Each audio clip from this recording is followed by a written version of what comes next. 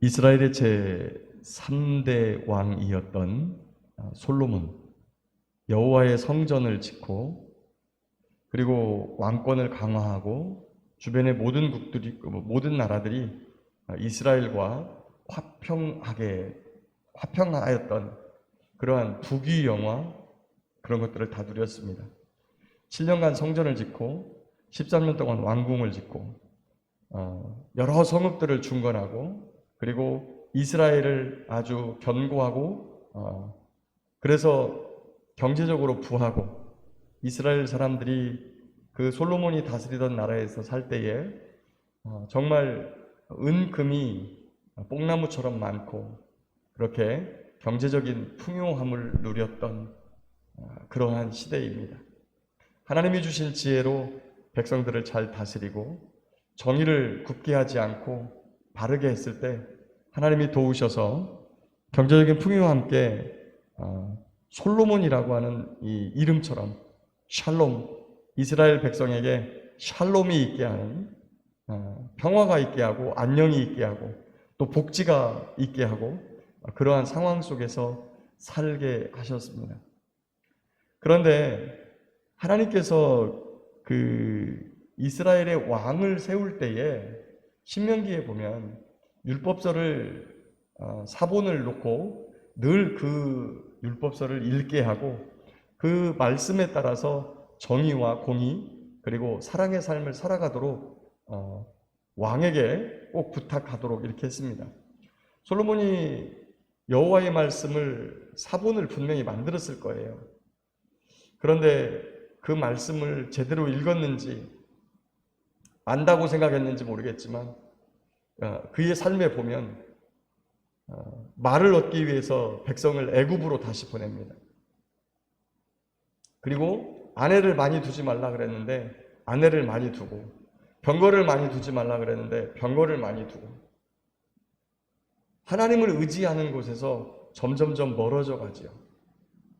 경제적으로는 풍요하고 물질적으로는 너무 좋고 그 다음에 그의 삶에는 그 주변에는 너무 많은 사람들이 솔로몬 왕 최고라고 떠받들어주는 그러한 삶인데 그가 점점 하나님에게서 멀어져 가요. 여호수아가 가나안 땅을 정복할 때 그 땅 원주민들과 그 다음에 하나님께로 돌아오지 않는 이방 민족들과 통혼하지 못하게 합니다. 물론 중간에 보면 룻이라고 하는 모압 여인이 예수님의 족보에도 들어왔어요. 하나님께로 돌아오는 자들에 대해서는 아무리 하나님의 진노와 저주 속에 버림받은 사람들일지라도 하나님이 누구든지 받아주십니다. 그러나 육체의 쾌락을 사랑해서 이 통혼을 목적으로 결혼을 목적으로 이방 여인을 데려오게 되면 그 사이에서 반드시 문제가 될 것이라고 하나님께서 경고하셨어요. 하나님께서 그렇게 경고하실 때는 우리가 그런 것들을 이기지 못하고 죄 가운데로 빠져들어가니까 그러지 말라고 우리에게 경고해 주셨는데도 불구하고 솔로몬이 그 말씀을 시행하지 않죠. 처음에는 솔로몬의 결혼이 정략 결혼이었을 것입니다.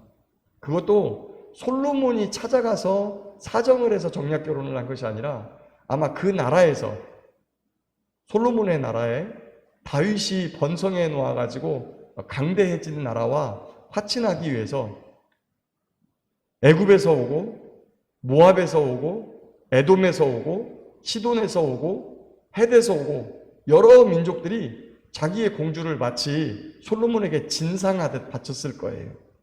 그래서 시작된 솔로몬의 정략 결혼이 여기 보니까 3절에 후궁이 700명, 첩이 300명 될 정도로 계속해서 늘어났고 그리고 결국에는 그 여인들을 오늘 1절에 보니까 이방의 많은 여인을 사랑하게 되었다라고 하는 거예요.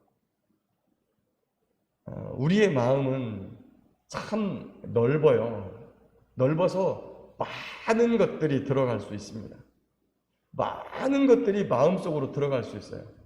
근데 그 넓은 마음에 특이하게 사랑의 기능은 참 특이한 것이 무언가를 사랑하게 되면 나머지 것들을 전부 다 소홀하게 여겨요. 이것을 사랑하면 나머지 것들을 전부 다 하찮게 여기고, 저것을 사랑하면 이것을 하찮게 여겨요. 이게 제 말씀이 아니라 예수님 말씀이에요. 예수님 말씀. 돈을 사랑하게 되면 돈이 최고가 되고 나머지는 다 하찮은 게 돼요. 돈을 중하게 여기고 나머지는 게 다 하찮게 여겨져요.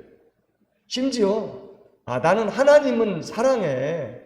나는 돈을 좋아하긴 하지만 하나님은 절대 내가 가볍게 여기지 않아.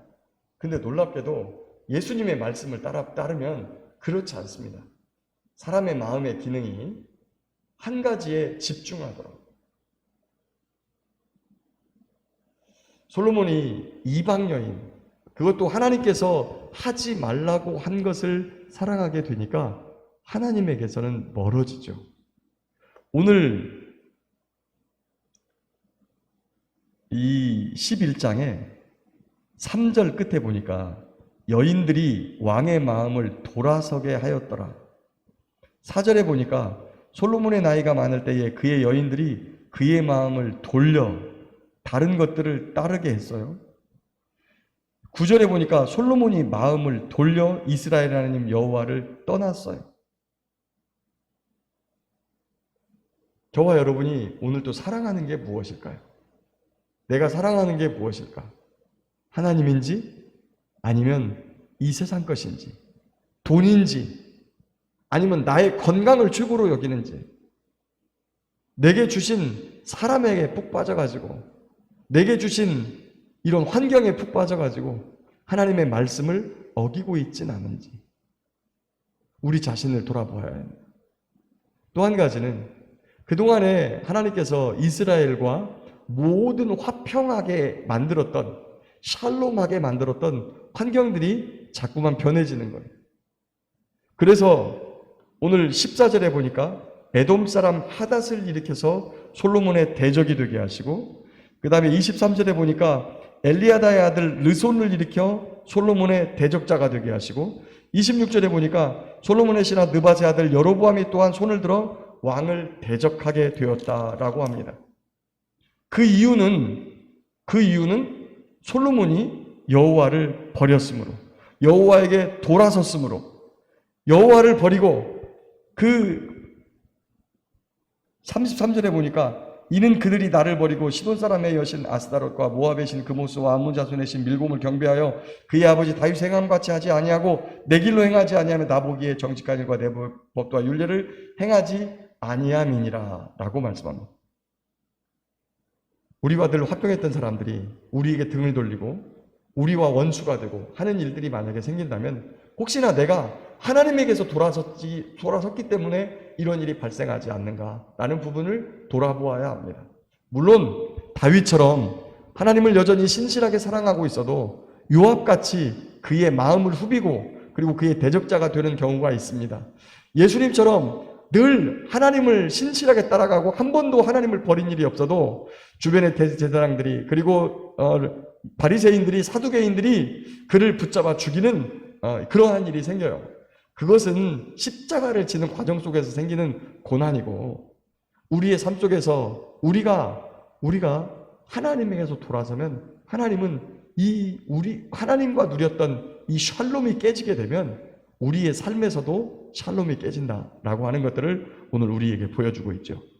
그 중에 여로보암을 보면 여로보암에게 하나님께서 오늘 말씀을 주세요. 내가 10지파를 너에게 준다. 그런데 조건이 있어. 조건이 있는데 네가 다윗이 행한 것처럼 내가 말한 것들을 잘 지켜야 된다.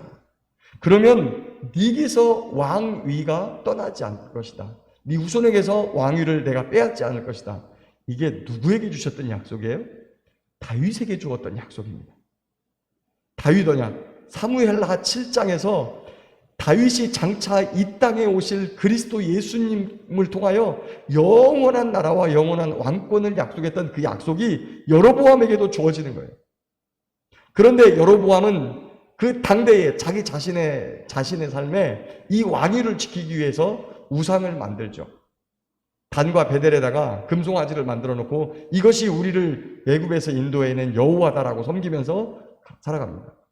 결국에 하나님께 버림을 당하죠. 사랑하는 성도 여러분, 오늘 저와 여러분들이 하나님께로 가야 됩니다. 하나님께로 마음을 돌려야 됩니다. 우리의 삶이 하나님을 떠나 있으면 하나님께로 돌려야 됩니다. 이렇게 하나님께로 가 있던 마음을 돌려 세상으로 가지 말아야 합니다. 요한계시록에서는 에베소 교회의 사자에게 네가 첫사랑을 버렸다. 우리 마음의 첫사랑, 우리 마음에 있는 십자가 사랑, 예수님 사랑, 이것을 회복해야 됩니다. 하나님께서는 오늘도 우리가 마음을 돌려 주께로 돌아오기를 간절히 기다리고 계십니다.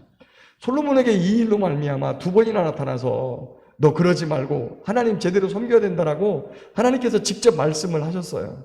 단순히 여호와의 사자를 통해서 전달한 내용이 아니라 하나님께서 직접 말씀을 하셨어요. 그럼에도 불구하고 솔로몬이 마음을 돌이키지 않자 그의 모든 환경이 대적자의 환경, 하나님과의 화평이 깨지고 하나님과의 살롬이 깨지고 하나님과와 연합이 깨지고 그리고 그것이 그대로 세상에서의 영향도 나타난 거예요. 오늘도 우리에게 화평을 주시고 평화를 주시는 그 하나님, 우리를 하나님과 화평하게 하시려고 십자가에서 저주의 사슬을 끊어버리신 우리 구주 예수님을 바라보면서 마음과 힘과 뜻을 다해 그 주님 사랑하고 또 우리 주님께서 우리 주변에 부탁하신 내 가족과 이웃을 내 몸처럼 사랑하는 믿음의 사람, 그리고 그 주님께서 내게 부탁하신 말씀을 지켜나가고 행하고 계명과 율례를 지켜서 하나님의 사람으로 살아가는 믿음의 삶이 다 될 수 있기를 예수님의 이름으로 축복합니다.